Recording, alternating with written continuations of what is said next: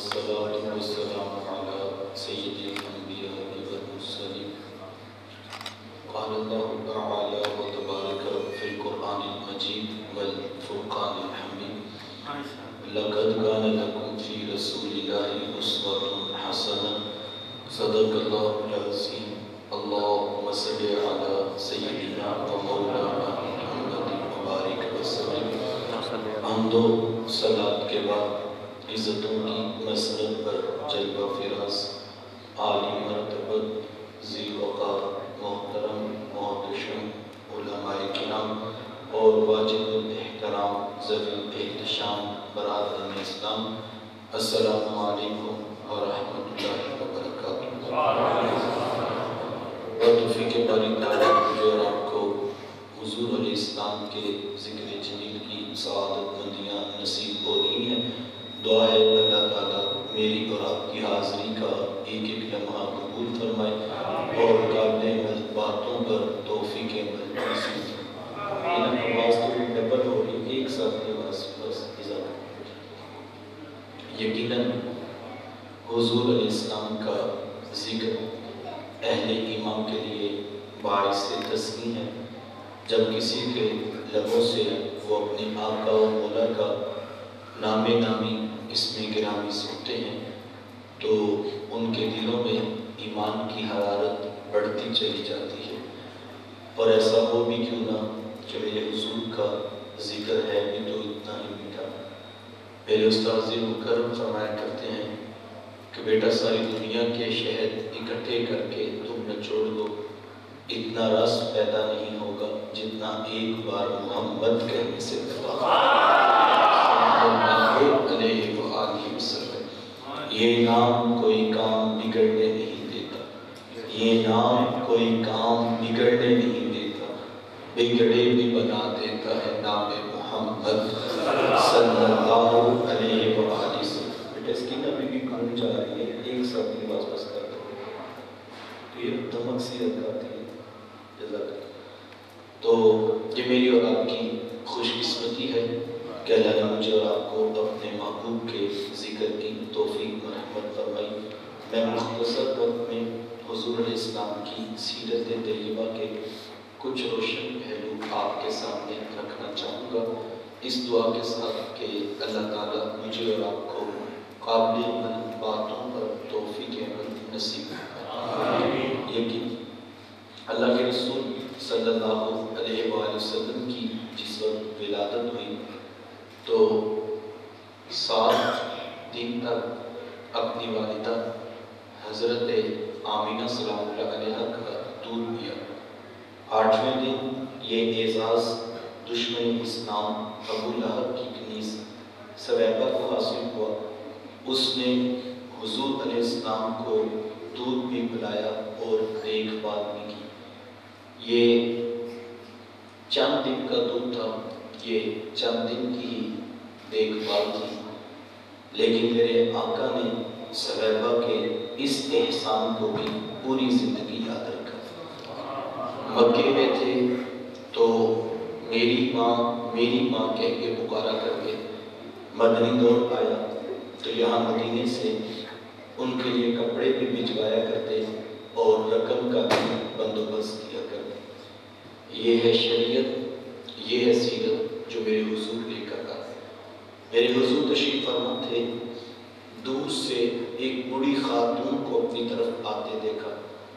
آقا کریم علیہ السلام کی نظر پڑی تو میرے حضور اٹھ کھڑے ہوئے، میری ماں پکارتے ہوئے اور دوڑ لگاتے ہوئے ان کے قریب پہنچے، پھر کندھوں سے وہ چادر اتار کر نیچے زمین پر بچھا دی جسے میں اور آپ کائنات کا قیمتی اثاثہ سمجھتے ہیں۔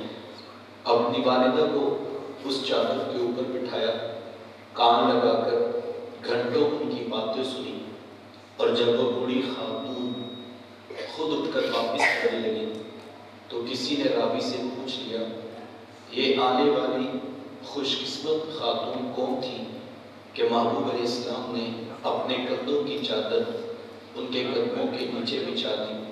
تو بتانے والے نے بتایا کہ تمہیں نہیں پتا، یہی تو حضور علیہ السلام کی رضائی والدہ حضرت حلیمہ سعدیہ سلام علیہ۔ سگی ماں تو سگی ماں ہوتی ہے، میرے محبوب نے تو دودھ پلانے والی ماں کو بھی اتنی عزتیں عطا کی۔ ماں باپ کیا ہوتے ہیں یہ زمانے کو میرے حضور علیہ السلام نے آ کر بتلایا۔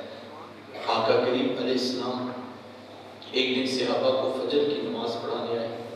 تاحت نگاہ صحابہ نے اٹھ کر حضور کا استقبال کیا، محبتوں بھرا یہ ہجوم دیکھا تو چھم چھم آنکھوں سے آنسو برسنے لگے۔ ایک ٹھنڈی آہ بھری اور کیا فرمایا، لو ادرکت والدی او احدہما، کاش آج میرے ماں باپ بھی زندہ ہوتے یا ان میں سے کوئی ایک ہی زندہ ہوتا، پھر میں لوگوں کو نماز عشاء پڑھا رہا ہوتا، اس میں سورہ فاتحہ کی تلاوت کر رہا ہوتا، پھر میری ماں کو میرے ساتھ کوئی کام یاد آ جاتا، وہ دروازے پہ آتی، چلمن سرکاتی، اپنے میٹھے اور پیار بھرے لہجے میں فرماتی، اے بنی محمد، میرے بیٹے محمد میری بات تو سنو، کہا لوگوں میں نماز کا مصلی چھوڑ کر پہلے ماں کی بات کو سن لیتا۔ زمانے کو عملاً بتایا ماں کا وجود کتنا معتبر ہو گیا۔ بیٹیاں کیا ہوتی ہیں یہ زمانے کو میرے حضور علیہ السلام نے آ کر بتلایا۔ آقا کریم علیہ السلام کی آمد سے قبل آپ تاریخ عرب اٹھائیں، جب کسی کے ہاں بیٹی پیدا ہوتی تو شرم سے اس کا منہ کالا ہو جاتا۔ عزت اور آبرو بچانے کا ایک ہی راستہ ہوتا کہ ظالم باپ ماں کی ممتا بھری گود سے پھول جیسی بیٹی چھینتا، گڑا کھود کے دھکا دے کر اوپر مٹی ڈال دیتا۔ اگر کوئی باپ اتنا ظالم تھا، اتنا سفاک تھا تو اس قابل تھا کہ وہ معاشرے میں سر اٹھا کر جی سکتا ہے، اور اگر کسی کے ہاتھوں میں اتنی سخت نہیں کہ اپنی زندہ بیٹی کا گلا دبا سکے تو اس قابل نہیں تھا کہ معاشرے میں سر اٹھا کر جی سکے۔ یہ عرب معاشرہ ہے جس کو قرآن مجید فرقان حمید نے بھی بیان کیا ہے۔ وہ عملاً بیٹیوں کو ذبح کیا کرتے اور بہنوں کو زندہ درگور کر دیا کرتے۔ جس دور میں بیٹی ذبح کی جا رہی تھی، جس دور میں بہن زندہ درگور کر دی جاتی، میرے حضور اس دور میں کلمہ حق بلند کیا، اور حضور میں بیٹیوں کو ذبح کرنے والوں سن لو، فاطمہ تو بدعۃ منی، میری فاطمہ تو میرے جگر کا بھی ٹکڑا ہے۔ یہ کلمہ محبت بھی ہے، یہ کلمہ جہاد بھی ہے۔ دیکھیں آج میں یا آپ اپنی بیٹی یا بہن کے لیے کوئی پیار بھری بات کہیں تو یہ بہت بڑی بات نہیں ہے۔ آج اس معاشرے میں بیٹی کی عزت ہے، آج اس معاشرے میں بہن کا وقار ہے۔ یوں ہی کوئی بوڑھا باپ اپنی جھکی ہوئی کمر پہ بوریاں لاد لاد کے مزدوری کرتا ہے کہ میں نے اپنی بیٹی کو عزت کے ساتھ رخصت کرنا ہے۔ جوان صاحب ساری فیکٹری میں اوور ٹائم لگا رہے ہیں کہ ہم نے بہنوں کو عزت کے ساتھ بیاننا ہے۔ یار یہ باپ تو ذبح کرتا تھا، یہ بھائی تو زندہ درگور کر دیتا تھا، ان کے سینے میں اتنا پھوٹ پھوٹ کر پیار کس نے بھر دیا؟ جواب ایک ہی ملے گا، یہ فیض ہے آمینہ کے لال کا، یہ فیض ہے بلال والے آقا کا، جنہوں نے کٹتی بیٹیوں کو عزت اور ذبح ہوتی ہوئی بہنوں کو زندگی کی بہاریں عطا فرمائیں۔ آقا کریم علیہ السلام ایک دن گھر تشریف لائے تو ام المومنین حضرت عائشہ صدیقہ رضی اللہ تعالیٰ عنہ عرض کرتی ہیں کہ حضور آج بڑا عجیب واقعہ ہوا۔ حضور فرمایا عائشہ آج کیا ہوا؟ عرض کی حضور ایک حبشیہ نیاب عورت آئی اور اس نے آ کر دروازے پر صدا لگائی۔ اس نے سوال کیا تو میں نے تلاش کیا کوئی چیز مل جائے تاکہ مسائل کو صدقہ کروں۔ تلاشی بسیار کے بعد مجھے صرف ایک کھجور ملی اور میں اس کو وہی صدقہ کر دیا۔ حضور نے اس کھجور کے 2 ٹکڑے کیے، ایک دائیں جانب والی بیٹی کو کھلا دیا اور ایک بائیں جانب والی بیٹی کو کھلا دیا۔ حضور ماں خود بھی بھوکی تھی، اس کا اپنا پیٹ بھی کمر سے لگا ہوا تھا، لیکن اس نے خود کچھ نہیں کھایا، سب کچھ اپنی بیٹیوں کو ہی کھلا دیا۔ یہ کہتے کہتے ام المومنین آبادہ ہو گئی۔ آنکھوں میں آنسو آ گئے. تو حضور میں سنو عائشہ، اگر کل قیامت کے دن ان بچیوں کی ماں کو جہنم میں جانے کا حکم ہو گیا تو یہ بیٹیاں درمیان میں آڑ بن کے کھڑی ہو جائیں گی کہ مالک ہم تو اپنی ماں کو جہنم میں نہیں جانے دیں گے، اللہ ان بچیوں کی سفارش قبول کر کے ان کی ماں کو جنت عطا کرے. کہاں بیٹیاں باعث شرم و نگوا سمجھی جاتی تھیں، کہاں بیٹیاں ہی دخول جنت کا سبب قرار پائیں. خود فرمائے جس کو اللہ نے 2 بیٹیاں یا 2 بہنیں عطا کی، پھر اس نے ان کی پرورش کی، ان کی تربیت کی، یہاں تک کہ ان کا نکاح کر دیا، اور پھر پیچھے سے بھی اس نے خیر خبر رکھی. میرے حضور ماتے اتنا خوش قسمت شخص ہے، کل قیامت کے دن میرے اتنے قریب ہوگا جتنی یہ 2 انگلیاں آپس میں قریب ہیں. یہ احساس کی تکلیف کس کو ملے گی؟ جس نے بیٹیوں سے وفا کی ہوگی. بہنیں کیا ہوتی ہیں یہ زمانے کو میرے محبوب علیہ السلام نے آ کر بتایا. آپ جانتے ہیں آقا کریم علیہ السلام کا نہ کوئی سگا بھائی تھا اور نہ کوئی سگی بہن. میرے حضور دودھ یتیم ہیں، لیکن جب رضاعت کا شرط ادا کرتے ہوئے میرے حضور حضرت حلیمہ سعدیہ سلام اللہ علیہا کے یہاں تشریف لے گئے تو آپ جانتے ہیں کہ ان کی ایک بیٹی تھی جن کا نام شیما یا شیما بتایا جاتا ہے. وہ رشتے میں حضور علیہ السلام کی رضائی بہن لگتی تھی.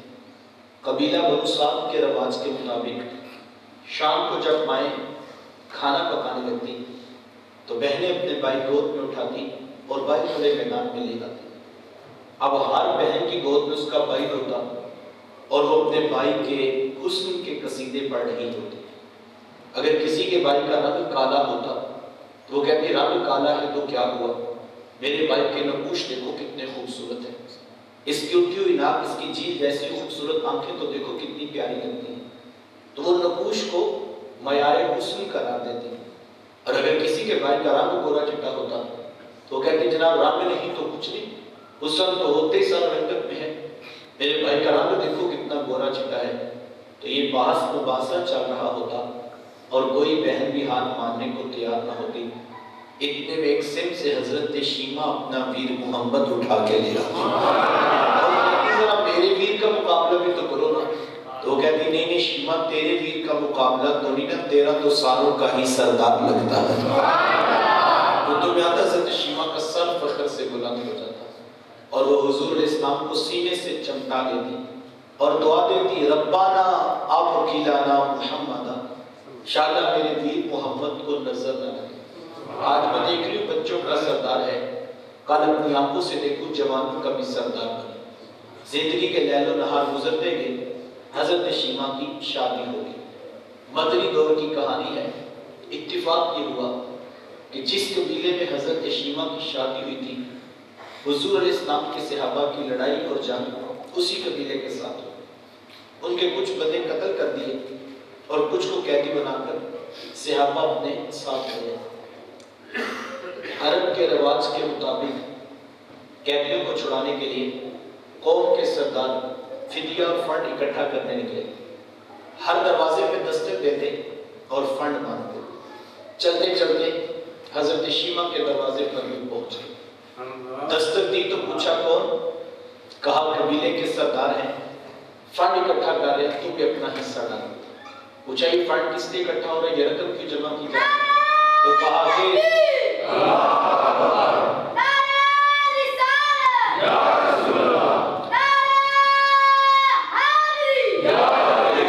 فنڈ کیوں اکٹھا ہو رہا ہے؟ کہا کہ مدینے میں ایک شخص ہے، ادعائے نبوت رکھتا ہے، اس نے ہمارے لوگ پکڑ لیے ہیں، ہم نے اپنے قیدی چھڑانے. تو پوچھا کہ اس کا نام کیا ہے؟ کسی کی زبان سے بے ساختہ نکلا محمد صلی اللہ علیہ وآلہ وسلم. ایک عرصے کے بعد حضور علیہ السلام کا نام سنا تو آنکھوں میں آنسو ہیں. کہا انہوں نے تمہارے بندے پکڑے ہیں؟ کہا ہاں انہوں نے ہمارے لوگ پکڑے. کہا پھر فنڈ اکٹھا کرنا چھوڑو، صرف مجھے ساتھ لے چلو. کہا تم کیا کرو گی؟ کہا تمہارے قیدی چھڑا کے لاؤں. کہا تم ان کو جانتی ہو؟ کہا ہاں ہاں تمہیں نہیں پتا، وہ میرے بچپن کے ویر اور بھائی لگتے ہیں، میں تمہارے قیدی چھڑا کے دکھاؤں. حضرت شیما قبیلے کے سرداروں کو ساتھ لیا اور حضور علیہ السلام کے خیمہ نوری کی طرف سفر شروع کیا۔ یہ وہ وقت تھا جب ادب کی آیات نازل ہو چکی تھی۔ خبردار میرے رسول کی آواز سے آواز اونچی نہ کرنا، ورنہ زندگی کی ساری کمائی غارت کر کے رکھ دو۔ صحابہ ننگی تلواروں سے در حبیب پہ پہرا دے رہے تھے۔ حضرت شیمہ اس خیال سے کہ میں تو اپنے بھائی کو ملنے جا رہی ہوں، جب آگے بڑھنا چاہا تو پہرے داروں نے تلواریں سونپ دی۔ رک جا دیہاتی عورت، جانتی نہیں آگے اونچائی رسول ہے، آگے تو بغیر اجازت کے جبریل نہیں جا سکتے، تو روایت کہتا ہے جب راستہ روک دیا تلواریں سونپ دی تو حضرت شیمہ کو ہاتھ سے تلوار کو جھٹک کے کہا خلو سبیلی وعلموا انا اخت نبیکم، کہا میری راہیں چھوڑ دو، جانتے نہیں میں تمہارے نبی کی باجی اور بہن لگتی ہوں۔ یہ آواز کانوں میں پڑی تو صحابہ کی آنکھوں پر پلکوں کی جھلملیں آ گئی، نگاہیں نیچی کر لی، تلواریں پیچھے ہٹا لی۔ حضرت شیمہ پورے پروٹوکول سے حضور علیہ السلام کے خیمہ نوری میں داخل ہوئی۔ میرے حضور جب دور سے بہن کو آتے دیکھا، حضور اٹھ کر استقبال کیا، مرحبا خوش آمدید پیش کرتے ہوئے فرمایا میری بہن آج کدھر کو آنا ہوا؟ عرض کی حضور آپ کے بندوں نے ہمارے کچھ لوگ پکڑ لیے ہیں، میں ان قیدیوں کو چھڑانے کے لیے آئی ہوں۔ سنو بھائیو، اللہ کے رسول نے کیا ارشاد فرمایا؟ حضور میں میری بہن تو نے آنے کی زحمت کیوں گوارا کی؟ تو گھر بیٹھے بھی پیغام بھیج دیتی، میں محمد تیرے کہنے پہ ہی ساروں کو چھوڑ دیتا۔ زمانے کو بتایا دروازے پر بہن کا آنا کتنا محترم، پھر چند جوڑے، کچھ گھوڑے، بہت سارا ساز و سامان لیا اور میرے حضور خود بہن کو چھوڑنے کے لیے دروازے تک تشریف لے۔ صحابہ نگاہیں نیچی کے معمول اسلام کے ادب میں کھڑے تھے کہ حضور کو میں صحابہ میں جب بھی قیدی چھوڑتا ہوں پہلے مجھ سے مشورہ کرتا ہوں، آج پہلا موقع ہے، میں قیدی بھی چھوڑ رہا ہوں اور میں نے مشورہ بھی نہیں کیا ہے۔ عرض کی اے بندہ نواز، آپ مالک کل کائنات ہیں، آپ جو چاہیں کریں، ہم کون ہوتے بلا درمیان میں مشورہ دینے والے؟ لیکن حضور جی اتنا تو بتائیے آج کون سی خاص بات تھی کہ آپ نے مشورہ بھی ضروری نہیں سمجھا؟ حضور میں صحابہ آج میرے دروازے پر میری بہن آ گئی تھی، اور جب بہنیں دروازے پہ آ جائیں اللہ کا رسول انہیں خالی نہیں موڑا کرتا۔ زمانے کو بہن کا رشتہ میرے محبوب کی دہلیز سے ملا ہے۔ توجہ چاہوں گا، جس دور میں بیٹی ذبح کی جا رہی تھی، جس دور میں بہن زندہ درگور کر دی جاتی، جس دور میں ماں جیسا رشتہ بھی منڈیوں اور بازاروں میں بک جاتا، اس دور میں بیوی کی کیا حیثیت ہو؟ جبکہ آج کی اس تہذیب یافتہ دور میں بھی کچھ لوگ بیوی کو پاؤں کا جوتا خیال کرتے ہیں۔ یہ زمانے جاہلیت کی باتیں ہیں۔ آقا کریم علیہ السلام نے ازواج مطہرات کے ساتھ جو حسن سلوک کی داستانیں رقم کی ہیں، زمانہ ان کی مثال نہیں لا سکتا۔ کسی کو میرے حضور حمیرہ کہہ کے پکارتے ہیں، کسی کے لیے بکری کا بچہ ذبح کرتے ہیں اور گوشت کے مختلف ٹکڑے ان کی سہیلیوں کے ہاں بیچتے ہیں۔ حضور کثرت کے ساتھ حضرت خدیجہ الکبریٰ رضی اللہ تعالیٰ عنہ کا ذکر کیا کرتے ہیں۔ حضرت سیدہ عائشہ صدیقہ رضی اللہ تعالیٰ عنہ فرماتی ہیں کہ میرا جو ان سے رشتہ تھا، ایک دن میری زبان سے بے ساختہ نکل گیا کہ حضور اللہ نے آپ کو بہتر ازواج عطا کر دی ہیں اور آپ ابھی تک اس بوڑھی عورت کا ذکر نہیں چھوڑتے۔ ہمارے میرے حضور کے چہرے پہ جلال آ گیا اور حضور میں اے عائشہ مجھے خدیجہ کے بارے میں تکلیف نہ دو، جب پورے مکے نے میرا انکار کیا تھا ایک خدیجہ تھی جس نے میرا اقرار کیا تھا۔ میں اسے کیسے بھلا سکتا ہوں جب زمانہ میری مخالفت کر رہا تھا، خدیجہ میرے سے محبت کی، اس وقت بھی دعوے دار تھی۔ فرماتے پھر میں نے ہمیشہ محبتوں کا ہی اظہار کیا اور یہی حضرت خدیجہ الکبریٰ رضی اللہ تعالیٰ عنہ ہیں۔ جب ان کا وقت آخر قریب آیا تو حضرت سیدہ فاطمہ الزہرا رضی اللہ تعالیٰ عنہ کو بھیجا اور کہا بیٹا جاؤ جا کر حضور علیہ السلام سے چادر رحمت مانگو۔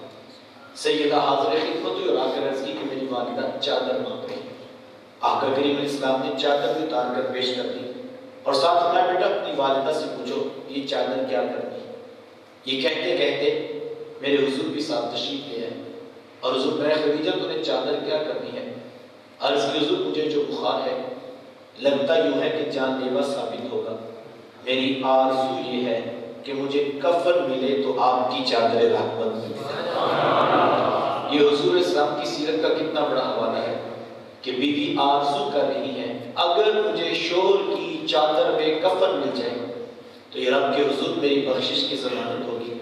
حضور اسلام نے چادر بھی اتار کر پیش کر دی اور ساتھ تاریخ ساز جملہ ارشاد فرمایا خدیجہ تو نے تو صرف چادر مانگی ہے، لو اردتی جلدی لآتیتکی، اگر تو مجھ محمد کی جلد بھی مانگتی میں وہ بھی اتار کے پیش کر دیتا۔ زمانے کو رشتوں کا تقدس میرے محبوب علیہ السلام کی دہلیز سے ملا۔ صاحب یہ وہ محبتوں کا دین ہے، یہ وہ جوڑنے والی تعلیمات ہیں، یہ وہ خوبصورت شریعت ہے جو لے کر میرے حضور اس کائنات میں جلوہ فراز ہوئے۔ ہم نے حضور اسلام کی آمد کی خوشی میں کمکمے روشن کیے، ہم نے چراغاں کیا، ہم نے راہوں میں پھول کلیاں پتیاں بچھائی، ہم مٹھائیاں بھی بانٹ رہے ہیں، ہم دیگیں بھی پکا رہے ہیں۔ یہ سب کام باعث برکت ہے، میں ان کی نفی نہیں کرتا۔ وہ تو نادان ہے بیچارہ جو اس عنوان پر بھی الجھ پڑا اور نہ جانے کون کون سا فتویٰ ہے جو امت پر لگا دیا گیا۔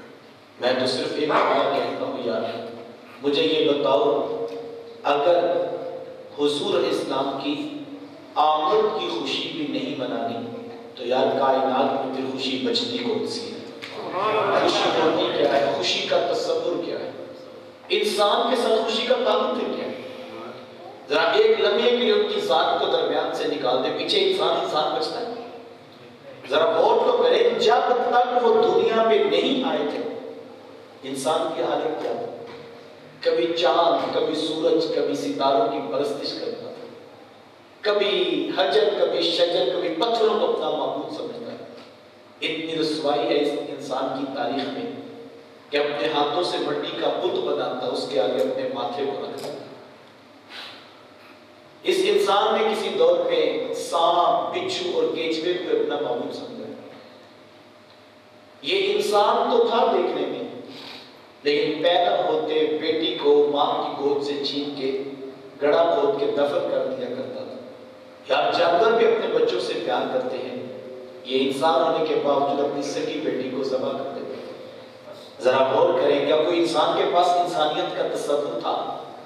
یہ تو کرم ہو گیا صاحب کہ دھرتی پہ میرے حضور کے مبارک قدم آئے، بس ان کے قدم آئے، روٹی ہوئی خوشیاں پھر دوبارہ پتھری پہ واپس کر گئے۔ اس وقت دنیا میں جہاں بھی روشنیاں ہیں، چراغاں ہیں، خوشیاں ہیں، وہ صدقہ ہے آمینہ کے لال کا، وہ حضور کا فیض۔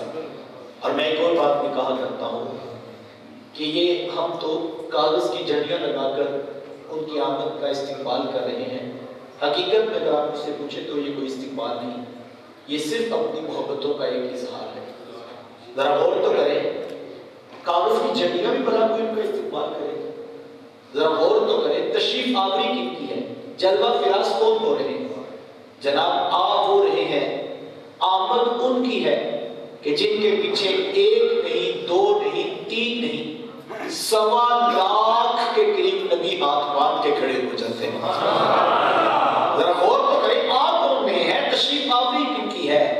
اللہ اکبر، یار آپ ہو رہے ہیں جن کی ہاتھ کا اشارہ ہو تو چاند بھی ٹوٹ کے قدموں میں سلامی دیتا ہے، سورج پلٹ کے اثر کے وقت پہ آ جاتا ہے، اسڑیاں کھجوراں اگا جانتا ہے، اور پتھراں بھی قلبے پڑھا جانتا ہے، قطرے کو سمندر، ذرے کو ستارہ کرتے ہیں، کونین کو خم آ جاتا ہے جب زلف سوارا کرتے ہیں۔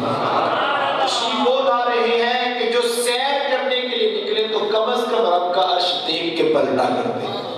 اتنی بلند مرتبہ، اتنی عظمتوں کی حامل ذات تشریف لا رہی ہوں، تو میں مجھے بتاؤ کاغذ کی جھنڈیاں بلا کوئی استقبال ہے؟ یہ مصنوعی کمکمے کوئی استقبال ہے؟ اور میں تو کہتا ہوں صاحب یہاں تو کاغذ کی جھنڈیوں کا بھی مسئلہ بن گیا، ہمارا تو بس نہیں چلتا، ورنہ دل کاٹ کے محبوب کی راہوں میں نہ یہ کاغذ کی جھنڈیاں کیا ہوتی ہیں یار؟ یہ کاغذ کے پھول کیا ہوتے ہیں؟ میرے امام نے تو کہا تھا کرو تیرے نام پہ جان فدا، نہ بس ایک جہاں، 2 جہاں فدا، 2 جہاں سے بھی نہیں جی بھرا، کروں کیا کروڑوں جہاں نہیں ہے۔ اگر کروڑوں جہاں اس محبوب کے قدموں پہ وارے جائیں تو پھر بھی حق کے شکر ادا نہیں ہوتا ہے. اور میں اور آپ کیا کاغذ کی جھنڈیاں لگا کے استقبال کریں؟ یہ تو ہم کمزور لوگوں کا اظہار محبت ہے. یار استقبال تو اس دن ہوا تھا جب حضور حضرت آمینہ کے آنگن میں جلوہ فراسی ہوتا. اللہ سیدہ فرماتی ہے اتنے نور، اتنے اجالے، اتنی روشنیاں برسی کہ میں بیٹھی پکے میں تھی، شام کے بہنات بھی دیکھ رہی تھی. اللہ اکبر. اتنے غرب کے جانور، شرق کے جانور غرب کی طرف، غرب کے جانور شرق کی طرف دوڑ لگا رہے تھے. ایک دوسرے سے ملاقات کر کے کہہ رہے تھے مبارک ہو آمینہ کے گھر مصطفیٰ تشریف لائے.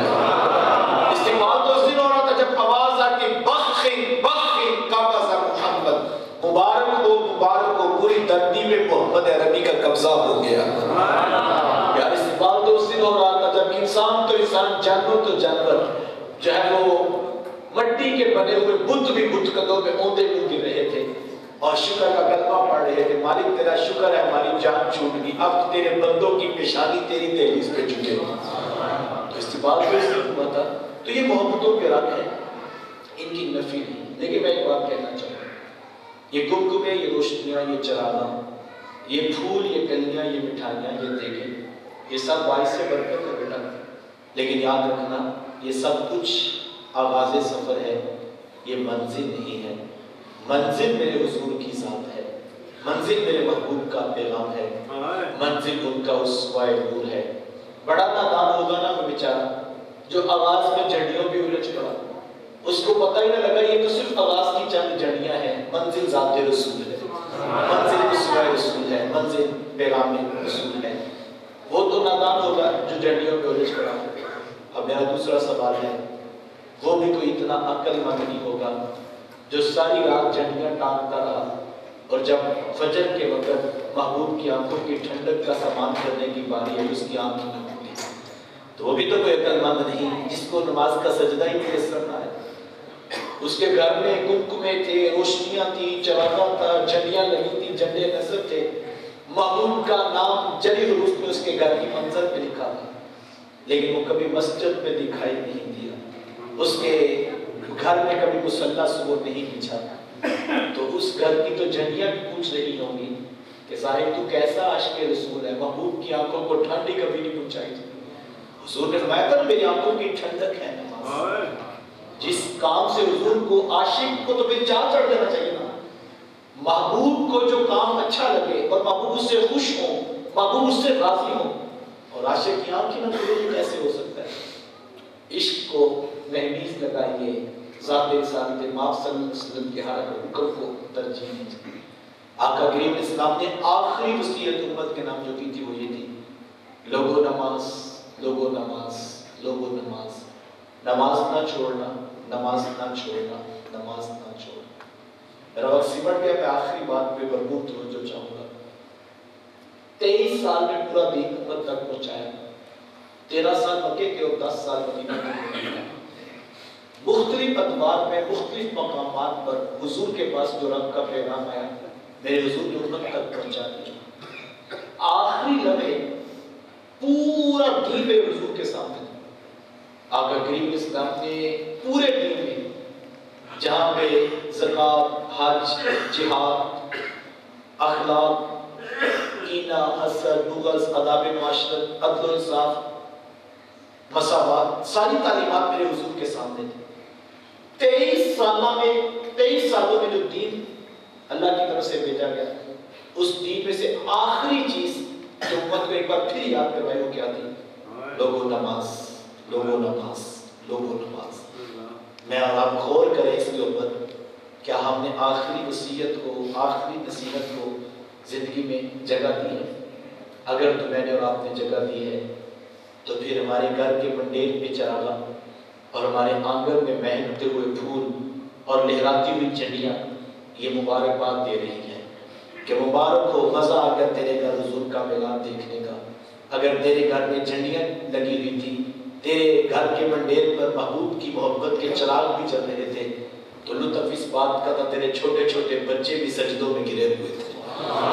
لطف اس بات کا تھا تیری بیٹیاں بھی نمازی تھی، تیرے پتر بھی نمازی تھے، تو تیرے گھر تو میلاد دیکھنے کا واقعی لطف آیا. لیکن اگر ایسا نہیں ہے تو پھر شاید جھنڈیاں بھی ہم سے سوال کر رہی ہیں کہ صاحب ہم تو میلاد کی خوشی میں تیرے گھر پہنچے، لیکن کیسی عجیب بات ہے تیری پیشانی میں محبوب کی ادا موجود ہی نہیں ہے۔ آئیے سجدوں کے ساتھ آبادی ہے، سجدوں کے ساتھ اللہ کے رسول خوش ہوتے ہیں۔ حضور اسلام جب نماز کا وقت آیا کرتا، حضور حضرت بلال رضی اللہ تعالیٰ عنہ سے یہ نہ فرماتے بلال اٹھو اذان دو، بلکہ حضور فرماتے بلال یا ارحنی یا بلال، ارحنا یا بلال، حضور فرماتے کہ اے بلال اٹھو نہ ہمارے دل کو راحت پہنچا دو۔ حضور کو خوشی ہوتی تھی نماز کے سجدوں کے ساتھ۔ تو میں اور آپ اگر نمازی ہیں تو پھر ہمیں مبارکباد، اور اگر ایسا نہیں ہے تو میں آپ کو دعوت دیتا ہوں، آپ سرے شام سے بیٹھے ہیں، سردیوں کے دن ہیں، اور آپ 7:30 سے 9:30 کی گھڑی پہنچ گئی، 2 گھنٹے ہو گیا ذکر رسول کی خوشبو سے مہک رہے ہیں، یقیناً یہ بات سے حقیقت ہے۔ لیکن میں دعوت دیتا ہوں اگر صبح کی کسی کی 5 نمازیں بھی رہتی ہیں تو جا کے گھر سو نہ جانا، زندگی کا کیا پتہ صبح کا سویرا دیکھنا نصیب ہو گیا تھا۔ ابھی گھر جائیں تو وضو کر کے اپنے کمرے کا دروازہ بند کر دیں، نہ ماں کو پتا ہو نہ باپ کو پتا ہو، بس مصلی بچھا کے فجر، ظہر، عصر، مغرب، عشاء کا اذان کریں۔ اب عشاء کا وقت ہے، عشاء کی نماز پڑھنے کے بعد ہاتھ جوڑ کر معافی مانگے اور عرض کرے مالک آج تیرے رسول کی میلاد کی محفل میں تیرے رسول کے ذکر کے بعد تجھ سے معافی مانگتا ہوں، مجھے آج کی پنجگانہ نماز جو تو نے میسر کی ہے اب سانس ٹوٹنے تک مجھے پنجگانہ نماز کی توفیق دینا۔ میں اور آپ اس کے اوپر بول، اگر تو یہ ہوا تو پھر میں اور آپ کامیاب ہیں، اور اگر ایسا نہیں ہوا تو پھر شاید یہ محبت خام ہے، یہ ادھوری ہے، یہ کچی ہے۔ محبت جس دن پکی ہوگی اس دن دل کرے گا کہ محبوب کی آنکھوں کی ٹھنڈک کا سامان کرنا چاہیے۔ آئیے محبت کو پختہ کیجیے، عمل کا تقاضا ہے ہم سے، محبت ہم سے پوچھتی ہے کہ صاحب سجدوں کا نور کہاں ہے؟ وہ کیا کسی نے کہا تھا عاشق عاشق ہر کوئی آنکھیں، پر عاشق بندہ مر کے، زہر پیالہ کوئی نہیں پیندا پر عاشق پیندا بن کے۔ عشق جو ہے وہ اتباع سکھاتا ہے، عشق مشکل راہیں بھی ہوں تو عشق پہ چلنے کا حوصلہ پیدا کرتا ہے، لیکن اگر عشق ہمیں ابھی تک وہ کسی کا جملہ تلخ تھا لیکن کہا کسی نے خوب، اس نے کہا وہ عشق جو آپ کو بستر سے اٹھا کے مسجد تک نہیں لاتا، خیال کیجیے گا وہ قبر سے اٹھا کے جنت تک کیسے پہنچائے گا۔ تو عشق کا محاسبہ بھی کرنا چاہیے کہ ہم نفس کی چال میں نہ آ جائیں۔ تو یہ محبتوں کے رنگ ہیں، لیکن حقیقت منزل ذات رسالت امام سیرت رسول اور پیغام رسول ہے۔ اللہ کی بارگاہ میں دعا گو ہوں اللہ مجھے آپ کو توفیق عطا عمل نصیب فرمائے۔ وآخر دعوایا